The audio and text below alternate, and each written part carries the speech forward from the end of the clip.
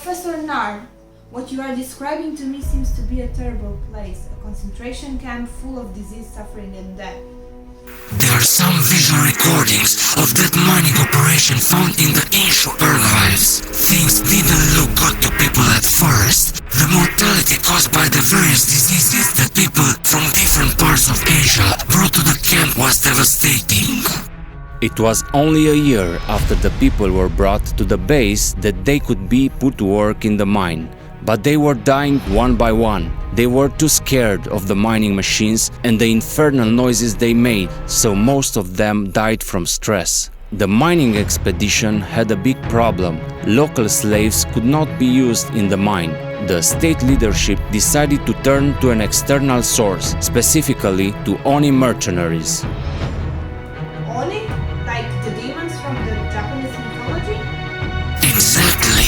The period in which Japan was under the rule of Takegawa Shai left deep traces in Japanese mythology and culture. These Oni mercenaries were also masters of slaves. They had commercial entities, let's say the equivalent of companies on Earth, which acted independently and made themselves available to anyone.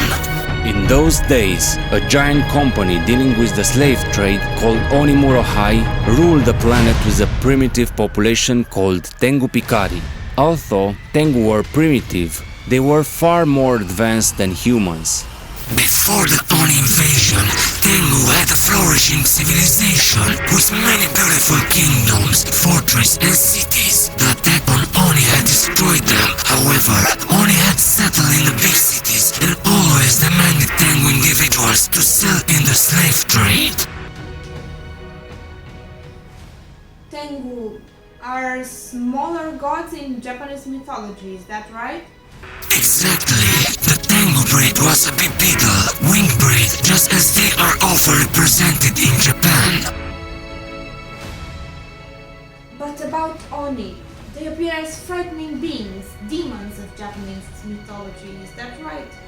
Oni was not necessarily very frightening. They wore armor designed to inspire fear in the primitive that these mercenaries, pirates or slave masters had to deal with. Their helmets were very hideous, representing demonic creatures endowed with horns. In addition, they were very cruel. In the reports of the Shai miners, they complained that Oni often killed people without any meaning, just because they passed among them. That's why they inspire so much fear in people. The connection between mythology and these aliens is very interesting, almost unbelievable. Yes, people have never forgotten about Takegawa Shai, Oni or Tengu, but after their departure, as generations drifted away from that period, these aliens enter mythology. But you won't have to guess otherwise. What does the word miner sound like in Shai? I don't think I know. Ainu. As far as I know, Ainu is a population of Japan, which is believed to have been the first inhabitants of the island. Yes, Shai has called them Ainu, meaning miners. Over time, all the people brought to the mining base formed a community. The occupation lasted 369 years, so long enough for all the people brought from different parts of East Asia and even from America to form a community which naturally took the name of Ainu, the name with which they were always called by the Shai, Oni or Tengu. After the initialing of the agreement between Shai State and the Oni Murohai company, the slave owners began to bring Tengu slaves to work in the mine. At first, the people were actually terrified of Tengu and outright horrified by Oni mercenaries. Oni did not sell their slaves. Instead, they brought them to work and they took care of them. So with tens of thousands of slaves, thousands of Oni guards also appeared. But from the beginning, tensions arose between Oni and their Shai employers. They wanted to put as many Tengu in the mine as possible in order to extract as much ore as possible and thus have higher profits. But these Tengu had to be provided with food and accommodation in order to be as resistant as possible to the difficult working conditions. The maintenance of the mining base was handled by some of the people originally brought in for mining, as well as Shai workers, but they were not in charge of getting food for Oni and Tengu.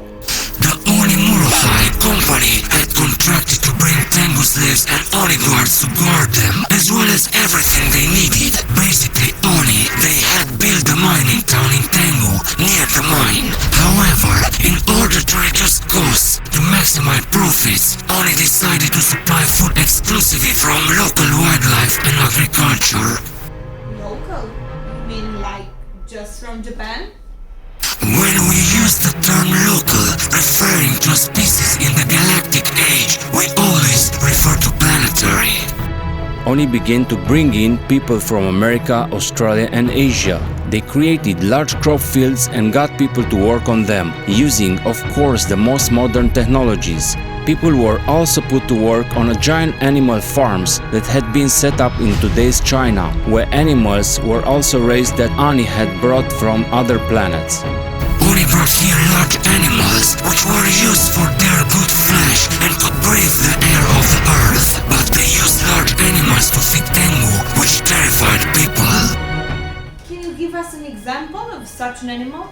Shai's reports state that in Siberia, a huge farm was created where some animals were brought to whom Shai called Nekonomotaji. I think the closest to the English translation would be huge pasture caterpillar. These were in fact huge animals, having lengths of 25 to 35 meters, a height of about 4 to 6 meters, and a weight of 17 to 30 tons. They had no skeleton, and their whole body was based on very strong muscles. When these animals gave an extraordinarily good yield in meat for the consumption of workers. Okay, but what did these enormous beings eat? Nekonomotaji were very strange beings. Their huge heads had a huge mouth with extremely sharp fangs protruding from a part, but they did not use their mouth to feed, but only to defend themselves and fight with mating rivals. Their long, muscular body was provided at the bottom with hundreds of legs, like those of myriapods. On the belly, between these legs were hundreds of holes with mouth, that is hundreds of small mouths breaking the grass and grazing it while Nekonomotaji walked on the pastures. All these mouths were connected to a lot of digestive tubes that led to the stomachs of this being. The body of these caterpillars were divided apart like a kind of cylinder, and each such part of the body had such a stomach and several mouths that fed it. The defecation was done only through a hole in the last cylinder of the body, to which was attached a huge intestine that ran through the whole body from head to tail and was connected by a series of smaller intestines to all stomachs. It seems like a terrible animal.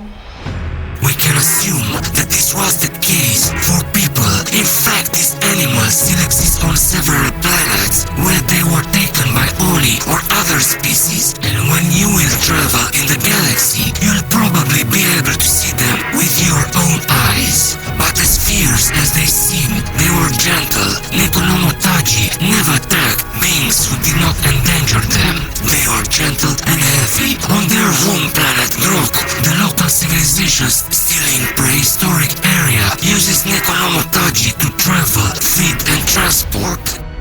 Oni had begun to use more and more people, which irritated Shai too much because the human race was only at the beginning and had a limited number of individuals.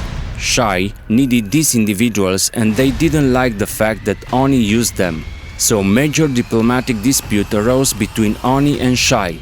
Eventually, those threatened by the Oni war accepted Shai's terms. They could not own more than 3% of the planet's human population, so Oni brought even more Tengu to take care of the farms and the city.